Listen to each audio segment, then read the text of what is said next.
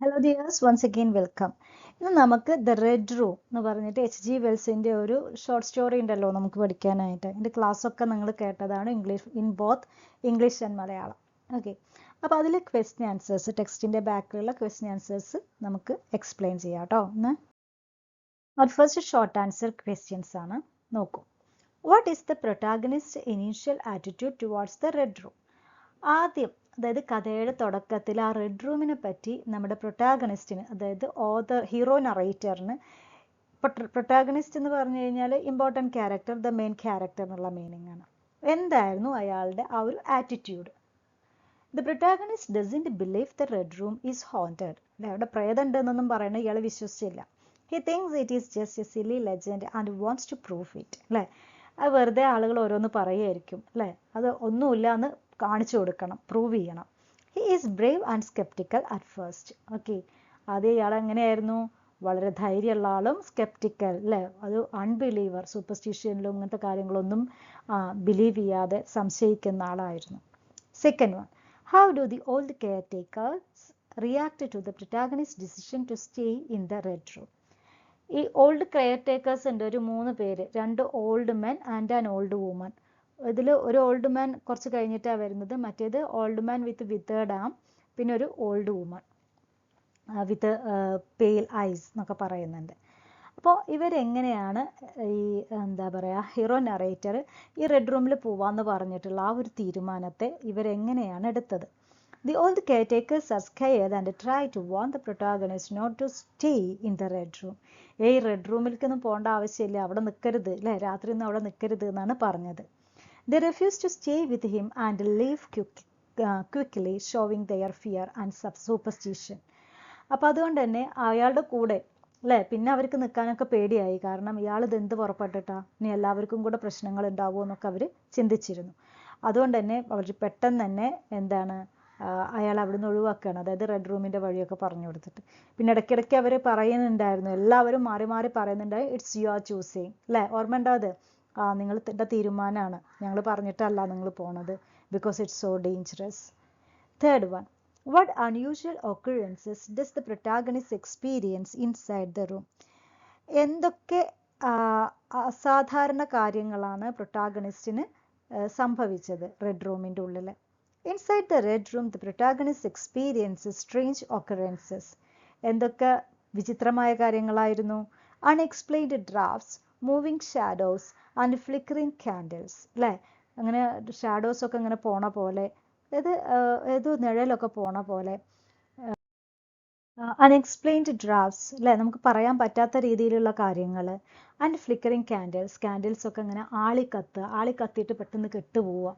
ഈ രീതിയിലൊക്കെ കുറേ കാര്യങ്ങൾ അവിടെ സംഭവിച്ചു. He hears eerie sounds and feels an intense unsettling atmosphere which challenges his initial skepticism. അതുപോലെ ഒരുപാട് eerie sounds means strange sounds, വിചിത്രമായിട്ടുള്ള കുറേ സൗണ്ടുകൾ കേൾക്കുക. പിന്നെ അതുപോലെ ഫീൽസ് ചെയ്യാൻ ഇൻറ്റൻസ് അൺസെറ്റിലിംഗ് അറ്റ്മോസ്ഫിയർ, നാല് പുറം എങ്ങനെയാണ് ഭയങ്കര പേടിപ്പെടുത്തുന്ന ഒരു അന്തരീക്ഷം.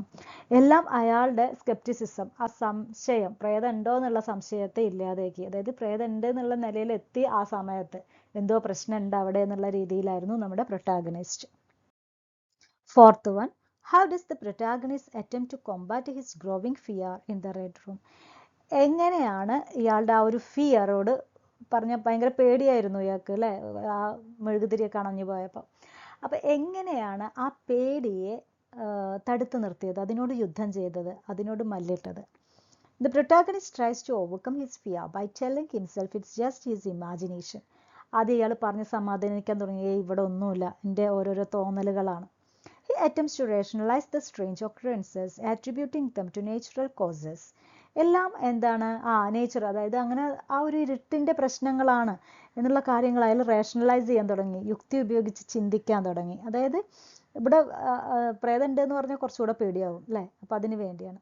He also tries to distract himself by reading and thinking logically. Okay, അപ്പോൾ വായനയിലൂടെയും ലോജിക്കൽ തിങ്കിങ്ങിലൂടെയൊക്കെ അയാളുടെ ശ്രദ്ധ തിരിക്കാൻ ശ്രമിച്ചു. Fifth one, what conclusion does the protagonist reach about the true nature of the haunting in the red room? അവസാനം ഇയാൾ ആ ഒരു red റൂമിനെ പറ്റിയിട്ട് അല്ലേ, അവിടുത്തെ ആ ഒരു പറഞ്ഞു കഴിഞ്ഞാൽ ഹോണ്ടിങ്, ആ ഒരു മിസ്റ്ററീസിനെ പറ്റി എന്തൊരു കൺക്ലൂഷനാണ് തരുന്നത്. The protagonist concludes that the red room is haunted, but not by ghosts or supernatural forces. എന്തോ ഒരു പ്രത്യേകത അല്ലേ, ഒരു പ്രോബ്ലം ആ റെഡ് റൂമിനുണ്ട്. അത് പക്ഷേ ഘോസ്റ്റോ സൂപ്പർ നാച്ചുറൽ എലമെന്റ്സോ ഒന്നുമല്ല ഇവർ പറയുന്ന പോലെ. പകരം എന്താണ്, instead he realizes that the room is haunted by fear itself, his own fear and the fear of others. ഇയാളുടെ പേടി കൊണ്ടാണ് ഇതൊക്കെ പറ്റിയത്. ഇയാളുടെ പേടി, മറ്റുള്ളവരുടെ പേടിയുടെ കഥകൾ കേട്ടപ്പോൾ ഇയാൾക്ക് ഒന്നും കൂടെ പേടിയായി. So all these things are happening in that room. Next paragraph questions ആണ്. പാരഗ്രാഫ് ക്വസ്റ്റ്യൻ പറഞ്ഞ ഒരു പൊറാണ് നിങ്ങൾ എഴുതേണ്ടത്, അറൗണ്ട് 100 വേർഡ്സിൽ കേട്ടോ. Then H.G. Wells uses vivid imagery and description to build suspense in the red room. അപ്പോൾ ഫസ്റ്റ് ക്വസ്റ്റ്യൻ എന്തായിരുന്നു? Describe how H.G. Wells uses imagery and description to build suspense. എന്തൊക്കെ ഇമേജറികളാണ് അല്ലെങ്കിൽ images ആണ് നമ്മുടെ H.G. വെൽസ് ആ ഒരു red റൂമിന് വേണ്ടി കൊടുത്തിട്ടുള്ളത് അല്ലേ? നമുക്ക് കാണുമ്പോൾ തന്നെ പേടിയാവുന്നുണ്ട്, വായിക്കുമ്പോൾ പേടിയാവുന്നുണ്ട്. H.G. Wells uses vivid imagery and description to build suspense in the red room. അല്ലേ, ഒരു കഥയിൽ ആ സസ്പെൻസ് കീപ്പ് ചെയ്യാൻ വേണ്ടിയിട്ട് ആകെ ഇരുട്ടും മെഴുകുതിരി ഊതിക്കത്തലും അങ്ങനെ കുറേ ഇമേജസ് കൊടുത്തിട്ടുണ്ട്. He describes the room's eerie atmosphere, flickering candles and dark shadows. അല്ലേ, എന്തൊക്കെയാണ് ആ ഒരു അസാധാരണമായിട്ടുള്ള ആ ഒരു അന്തരീക്ഷം കാണിക്കാനായിട്ട് ഒരുപാട് കാര്യങ്ങൾ, ഇമേജസ് പറയുന്നുണ്ട്. കാൻഡിൽസ് ഒക്കെ അങ്ങനെ അണയാൻ പോകുന്ന ആളിക്കത്തലുകൾ, നാളങ്ങനെ അടിയുലയുക, പിന്നെ അതുപോലെ തന്നെ ഡാർക്ക് ഷാഡോസ് അല്ലേ. പിന്നെ Wells creates tension with the sensory details like creaking doors, cold drafts and silence. അല്ലേ, ഒരുപാട് സെൻസറി ഡീറ്റെയിൽസ്, അതായത് നമുക്ക് വിഷ്വലൈസ് ചെയ്യാനൊക്കെ പറ്റുന്ന കുറേ കാര്യങ്ങളുണ്ട്. ക്രീക്കിംഗ് ഡോസ് നമ്മൾ ഫിലിമിലൊക്കെ കണ്ടിട്ടുണ്ടാവും, പ്രേതത്തിൻ്റെ സിനിമയിൽ എപ്പോഴും ഇങ്ങനെ കരകര പറയുന്ന ഡോർ ഉണ്ടായിരിക്കും. പിന്നെ അതുപോലെ കോൾഡ് ഡ്രാഫ്റ്റ്സ് ആൻഡ് സൈലൻസ് അല്ലേ, കംപ്ലീറ്റ് സൈലൻസ്, അങ്ങനെ ഒരു വല്ലാത്തൊരു തണുപ്പ്, എല്ലാ കാര്യങ്ങളും ഒരുപാട് കാര്യങ്ങൾ പറയുന്നുണ്ട്. The room's red door symbolizes danger and fear. അപ്പോൾ ആ റൂമിൻ്റെ door it is red in colour, അപ്പോൾ it may be symbolising danger. Okay, Wells slowly builds suspense by describing the protagonist's growing anxiety and doubts. അല്ലേ, അപ്പോൾ അങ്ങനെ പതുക്കെ H.G. Wells നമ്മുടെ പ്രൊട്ടാഗണിസ്റ്റിൻ്റെ ആ ഒരു സംശയങ്ങളും ആങ്സൈറ്റിയൊക്കെ വായനക്കാർക്ക് മുമ്പിൽ തുറന്നു കാണിക്കുകയാണ്. The unknown is emphasized through vague descriptions, leaving readers imagination to fill the gaps. അപ്പോൾ ചില കാര്യങ്ങളൊക്കെ റീഡേഴ്സിൻ്റെ ഇമാജിനേഷനിൽ അവർ തന്നെ തീരുമാനിക്കട്ടെ എന്ന് H.G. വെൽസ് വിചാരിക്കുന്നുണ്ട്. This masterful story telling creates a chilling atmosphere. ഒരു story telling is very masterful. ചെറിയ കാര്യങ്ങൾ കൂടെ പറയുന്നുണ്ട്, അത് എന്താണ്, നമുക്കൊരു വല്ലാത്ത പേടിപ്പെടുത്തുന്ന ഒരു അന്തരീക്ഷം ഉണ്ടാക്കുന്നുണ്ട്. Shadows dance on walls amplifying fear. പറയുന്നുണ്ട് ചില സമയത്ത് നിഴലൊക്കെ ചുമരുമ്പോൾ നൃത്തം ചെയ്യുന്നുണ്ട്. അപ്പോൾ അതൊക്കെ നമ്മളുടെ ആ ഒരു പേടി അത് കൂട്ടുകയാണ് ചെയ്യുന്നത് വായനക്കാരുടെ. Every detail contributes to sense of foreboding, drawing readers into protagonist terrifying experience step by step. അപ്പോൾ സ്റ്റെപ്പ് ബൈ സ്റ്റെപ്പായിട്ട് ആളുകളുടെ പേടി, അതായത് പ്രൊട്ടാഗണിസ്റ്റിൻ്റെ പോലെ വായനക്കാരും പേടിക്കുന്നുണ്ട്. ഓക്കെ, സോ അതിന് വേണ്ടിയിട്ടാണ് ഈ ഇമേജസ് ഒക്കെ കാണിക്കുന്നത്. നെക്സ്റ്റ് പാരഗ്രാഫ് ക്വസ്റ്റ്യൻ ആണ്. Analyse the significance of the candles in the story and explain how they represent the protagonist battle against fear. അപ്പോൾ ഈ കാൻഡിൽ വളരെ ഇമ്പോർട്ടൻ്റ് ആണ്. ആ കാൻഡിൽ കത്തിച്ച് വെക്കുമ്പോൾ എന്താണ്, മൂപ്പർക്ക് ധൈര്യം വരുന്നുണ്ട്, പക്ഷെ അത് അണഞ്ഞു പോകുമ്പോൾ ഹി വാസ് അഫ്രൈഡ്. അപ്പോൾ എങ്ങനെയാണ് ഈ കാൻഡിലിൻ്റെ സിഗ്നിഫിക്കൻസ് അല്ലെങ്കിൽ കാൻഡിൽ ഇമ്പോർട്ടൻ്റ് ആവണം നമ്മുടെ കഥയിൽ? In the red room candle symbolise protagonist battle against fear. കാൻഡിൽ കത്തിക്കുമ്പോൾ അയാൾ ഫിയറിനോടാണ് ആക്ച്വലി ഫൈറ്റ് ചെയ്യുന്നത്, ഡാർക്ക്നെസ്സിനോടൊപ്പം പോലെ. Representing reason and light they counter darkness and terror. അതുപോലെ എന്താണ്, ലൈറ്റ് വന്നു കഴിഞ്ഞാൽ നമുക്ക് വലിയ പേടിയില്ല, കാരണം ഡാർക്ക്നെസ്സിനെയാണ് നമുക്ക് പേടി. അപ്പോൾ ഡാർക്ക്നെസ്സിനെ ഇല്ലാതാക്കാനാണ് he is lighting the candle. Flickering candles signify the protagonist wavering resolve as fear gradually consumes him.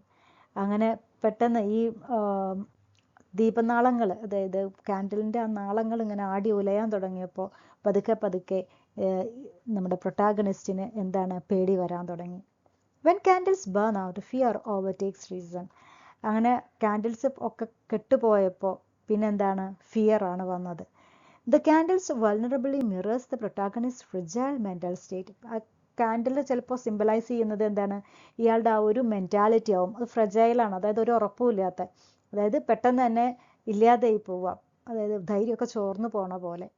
Wells uses candles to illustrate the struggle between rationality and terror. Okay, rationality, അതായത് ചിന്തയും പേടിയും തമ്മിലുള്ള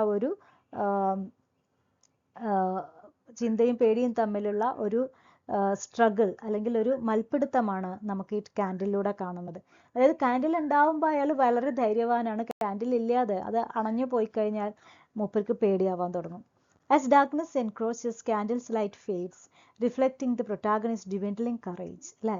അപ്പോൾ ഇയാളുടെ ആ ഒരു പേടികൾ, അതുപോലെ തന്നെ ഡാർക്ക്നെസ് വരുമ്പോൾ ക്യാൻഡിലൊക്കെ അണഞ്ഞു പോവുക, അല്ലേ? അപ്പോൾ അത് ആ ഒരു പേടിയൊക്കെ ഇവിടെ നമുക്ക് കാണാൻ പറ്റും. Extinguished candles signify surrender to fear. അങ്ങനെ ക്യാൻഡിൽ കംപ്ലീറ്റ്ലി അണഞ്ഞു പോയപ്പോൾ എന്താണ്, ഹി സറണ്ടർ ടു ഫിയർ. മൊത്തത്തിൽ അയാൾ പേടി തൊണ്ടനായി, അല്ലെങ്കിൽ പേടി കൂടുതലായി വന്നു. Through candles, Wells masterfully conveys the psychological tension, visually representing the protagonist losing battle against fear, and ultimately his surrender to the unknown. അങ്ങനെ ക്യാൻഡിലൂടെ നമ്മുടെ H.G. വെൽസ് വളരെ സ്കിൽഫുള്ളി നമ്മുടെ പ്രൊട്ടാഗണിസ്റ്റിൻ്റെ ആ ഒരു മെൻറ്റാലിറ്റി, അയാളുടെ പേടി, അതുപോലെ തന്നെ അറിയാനുള്ള ആഗ്രഹം കൊണ്ട് പോയതാണ്, പക്ഷെ അതിന് കീഴടങ്ങി. ഇതെല്ലാം ആ ക്യാൻഡിൽ എന്ന് പറഞ്ഞ സിംബലിലൂടെ H.G. വെൽസ് കാണിച്ചു തരുന്നുണ്ട്. 8th question, next paragraph question ആണ്. Discuss the role of the caretakers in the red room. 3 ആളുകളുണ്ട് അല്ലേ, കെയർ ടേക്കേഴ്സ്. അവരുടെ റോൾ എന്താണ്? In the red room the caretakers play a pivotal role, serving as harbingers of fear and foreshadowing the terrifying events. അവർക്ക് വളരെ pivotal important role ഉണ്ട്. അതുപോലെ തന്നെ serving as harbingers of fear, അവർ ഫിയറിൻ്റെ, പേടിയുടെ ആൾരൂപങ്ങളാണ്. നമുക്കറിയാം, ആദ്യം നമ്മുടെ പ്രൊട്ടാഗണിസ്റ്റിനെ ഇവിടെ കാണുന്നതേ പേടിയായിരുന്നു. അവരിൽ നിന്ന് ഒളിക്കാൻ വേണ്ടിയിട്ടാണ് അയാൾ ആ റെഡ് റൂമിൽ പോയത് പെട്ടെന്ന് തന്നെ. Their reluctance to enter the room and warnings to the protagonist heightened tension and underscore the room's ominous reputation. അല്ലേ? അവർ പ്രൊട്ടാഗണിസ്റ്റിനോട് പറയുന്നുണ്ട്, പോവരുത് എന്ന് പറയുന്നുണ്ട്. അപ്പോൾ അതൊക്കെ എന്താണ്, വായനക്കാരുടെ ടെൻഷൻ കൂട്ടുന്നു. എന്താണെന്നാവോ, അല്ലേ? ഇറ്റ്സ് യുവർ ചൂസിങ്, നിന്റെ തീരുമാനമാണ് കേട്ടോ, എല്ലാവരും പറയുന്നുണ്ട് അത്. Embodiments of superstition and fear, they contrast the protagonist's initial rationality. അപ്പോൾ ആദ്യം തുടക്കത്തിൽ പ്രൊട്ടാഗണിസ്റ്റ് ഭയങ്കര റേഷണൽ ആയിരുന്നു, ചിന്തിക്കുന്ന ആളായിരുന്നു. അപ്പോൾ മൂപ്പറിൻ്റെ സ്വഭാവത്തിന് നേരെ ഓപ്പോസിറ്റാണ് ഈ care takers. They are superstitious. The caretaker's eerie presence and hastily departure intensify the sense of foreboding. അങ്ങനെ ആ കെയർ ടേക്കേഴ്സിൻ്റെ പ്രസൻസ് തന്നെ വിച്ച് വാസ് ഈറി, സ്ട്രേഞ്ച് ആയിരുന്നു, അവർ കുറച്ച് വിചിത്രമായിരുന്നു. Through their characters, Wells critiques societal attitudes towards fear, highlighting the power of collecting belief. അപ്പോൾ അവരുടെ ക്യാരക്ടേഴ്സിൽ, അവരുടെ സ്വഭാവത്തിലൂടെ അല്ലെങ്കിൽ അവരുടെ ആ കഥാപാത്രങ്ങളിലൂടെ വെൽസ് എന്താണ് ചെയ്യുന്നത്, സൊസൈറ്റി, അതായത് കുറച്ച് സൂപ്പർസ്റ്റീഷ്യസ് ആയിട്ടുള്ള ആളുകളുടെ റിപ്രസെൻറ്റേറ്റീവ്സ് ആണ് അവർ. എങ്ങനെയാണ് ആളുകൾ പേടിയും അതുപോലെ തന്നെ ഹൈലൈറ്റ് ചെയ്യുന്നത്, അതായത് ചെറിയൊരു കാര്യം ഉണ്ടെങ്കിൽ എങ്ങനെയാണ് ഊതിപ്പെരിപ്പിക്കുന്നത്, അത് മറ്റുള്ളവർക്ക് പകർന്നു കൊടുക്കുന്നത്, അല്ലെങ്കിൽ മറ്റുള്ളവരുടെ അടുത്ത് പറയുന്നത് അത് അങ്ങനെയെന്ന് പറഞ്ഞ് ഊതിപ്പെരിപ്പിച്ച് കാണിക്കുന്നത് എന്നുള്ളത്. Then the caretaker's fear is contagious, slowly eroding the protagonist's skepticism. അവരുടെ പേടി എന്ന് പറയുന്നത് ഇറ്റ് വാസ് കണ്ടേജിയസ്, അല്ലേ? അതായത് പകരുന്നതായിരുന്നു. കാരണം അവരുടെ പേടി അവർക്ക് പ്രൊട്ടാഗണിസ്റ്റിനും പകർന്നു കൊടുക്കാൻ പറ്റി. The caretaker's their role humanizes the protagonist's eventual terror, making his transformation more believable. Okay, അപ്പോൾ പ്രൊട്ടാഗണിസ്റ്റിൻ്റെ ആ ഒരു ട്രാൻസ്ഫോർമേഷൻ, സ്കെപ്റ്റിക് എന്നുള്ളതിൽ നിന്ന് വളരെ ഒരു പേടിയുള്ള ആളായി മാറുന്നതിൽ കെയർ ടേക്കേഴ്സിന് വളരെയധികം ഇമ്പോർട്ടൻസ് ഉണ്ട്.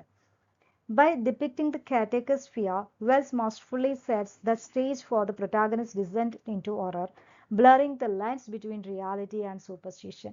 അപ്പോൾ റിയാലിറ്റിയും സൂപ്പർസ്റ്റിഷനും തമ്മിലുള്ള അതിർവരമ്പ്, അല്ലേ, അത് വളരെ വലുതൊന്നും അല്ല, ചെറുതാണ്. റിയാലിറ്റി തന്നെ സൂപ്പർസ്റ്റിഷനായി മാറാം, സൂപ്പർസ്റ്റിഷൻ റിയാലിറ്റി ആയിട്ടും മാറാം.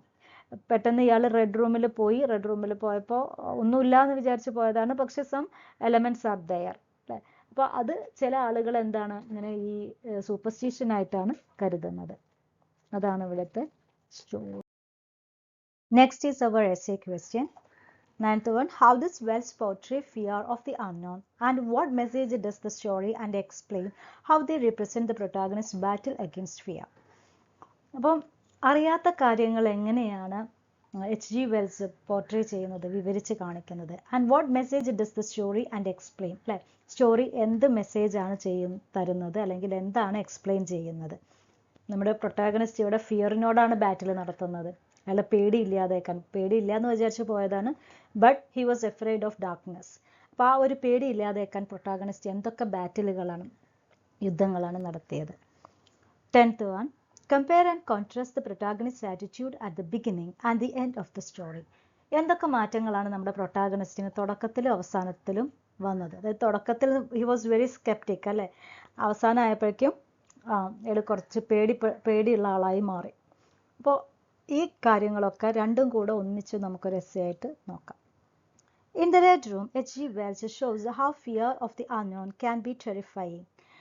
അറിയാത്തൊരു കാര്യം, അതായത് ആ റൂമിനെ പറ്റി ഇയാൾക്ക് അറിയില്ല, അപ്പം അതെങ്ങനെ പേടിപ്പെടുത്തുന്ന ഒന്നാണ് എന്നുള്ളതാണ് H.G. വെൽസ് പറയുന്നത്.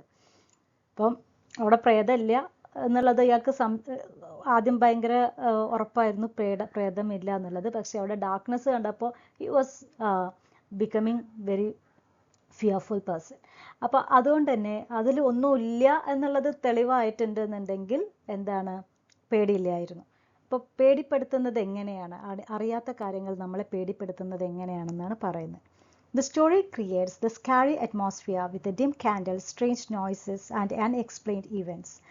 അപ്പോൾ ഈ രാത്രി അല്ലെങ്കിൽ ഇരുട്ടത്ത് ഒരു കാൻഡിൽസൊക്കെ വളരെ പതുക്കെ കത്തുക, തീനാളങ്ങളൊക്കെ കുറയുക, പിന്നെ അത് കെട്ടുപോവുക, ഒരു ശബ്ദങ്ങളൊക്കെ കേൾക്കുക, പറഞ്ഞറിയിക്കാൻ പറ്റാത്ത കുറേ കാര്യങ്ങൾ ഉണ്ടാവുക, ഇതൊക്കെ എന്താണ് ഒരു പേടിപ്പെടുത്തുന്ന അന്തരീക്ഷം കഥയിൽ ഉണ്ടാക്കുന്നുണ്ട്. This makes readers imagine the worst.